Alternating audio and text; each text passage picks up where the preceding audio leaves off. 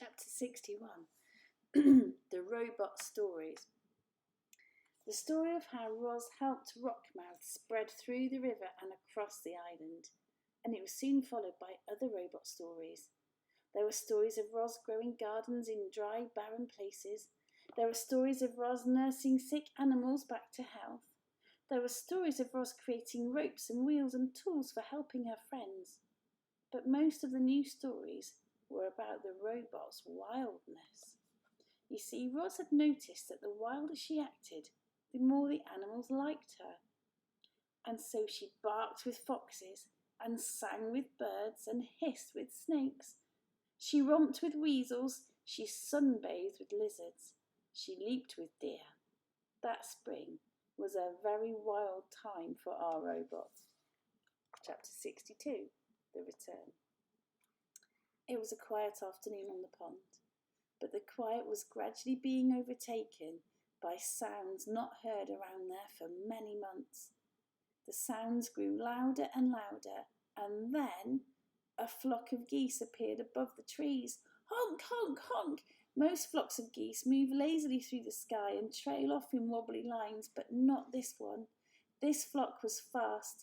It flew in a perfect V formation, and it was led by a small, graceful goose. The flock flew once around the pond before gliding down and gently splashing onto the water. The geese gathered in a tight group in the middle of the pond. They floated there for a while, softly honking to one another. And then the leader broke away from the others. He swam straight towards the nest, waddled into the garden and fluttered up to his mother's shoulder.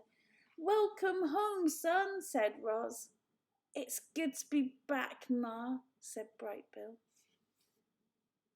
After months of separation, Roz and Brightbill, mother and son, were together again, and they had so much catching up to do.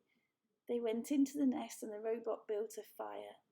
Then the goose gazed into the flames and told the story of his winter. This is what he said. "We spent the whole first day of our migration flying over the ocean. It seemed like the ocean would go on forever, but just when the flock was getting tired, Longneck pointed to some tiny islands on the horizon. We flew to one of those islands and ate dune grass and rested our wings. After a few days of hopping from island to island, we reached the mainland and continued over fields and forests, and then the snow began to fall. I'd never seen snow before, and at first I thought it was beautiful, but it just kept coming. The others explained that the snow was early, that we were never supposed to see it, but there it was, piling up around us as we tried to sleep at night. Longneck worried that the weakest geese wouldn't survive, and he was right. We lost old Widefoot that very first snowstorm. We tried to fly around the snowy weather, but we got completely lost and the weather became even worse. Lakes and ponds and rivers began freezing over. We couldn't find food or water, so we ate snow, and that only made us colder. We had trouble cleaning ourselves, and our feathers became dirty and heavy. The flock was in bad shape, but Longneck kept us moving. "We are geese," he squawked, "and geese keep going." One day, we were struggling through a snow shower when we saw something called a farm. It had perfectly square fields and enormous buildings, and stomping her way through the farm was a robot. "She looked just like you, Ma." Longneck sent me over to speak to the robot, but I couldn't understand anything she said, so I just followed her through the farm and around a corner, and then I saw something I never expected. Plants! Bright, colourful plants! I didn't understand how plants could live in such cold weather, but then I saw they were actually inside a building. I learned later the building was called a greenhouse, and it had clear walls made of something called glass. The robot pressed a button on the wall, and a door slid open and warm air came rushing out. I hadn't felt warmth in so long that I just had to follow her inside. Ma, it was like summer in there. The air was warm and sweet and sticky, and there were rows and rows of different plants.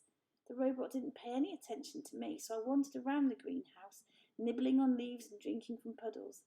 Then I heard a scratchy voice behind me. "If I were younger, I would have killed you by now." spun around, and there was an old cat. She walked on stiff legs, and her fur was grey and clumpy. The cat's name was Snooks, and she didn't seem very nice. But then she saw the other geese out in the cold with their faces pressed against the glass, and she told me how to open the door. "You can rest here," said Snooks as the flock hurried in, "but stay out of sight. The humans aren't as friendly as me." None of us knew what humans were, but we didn't care.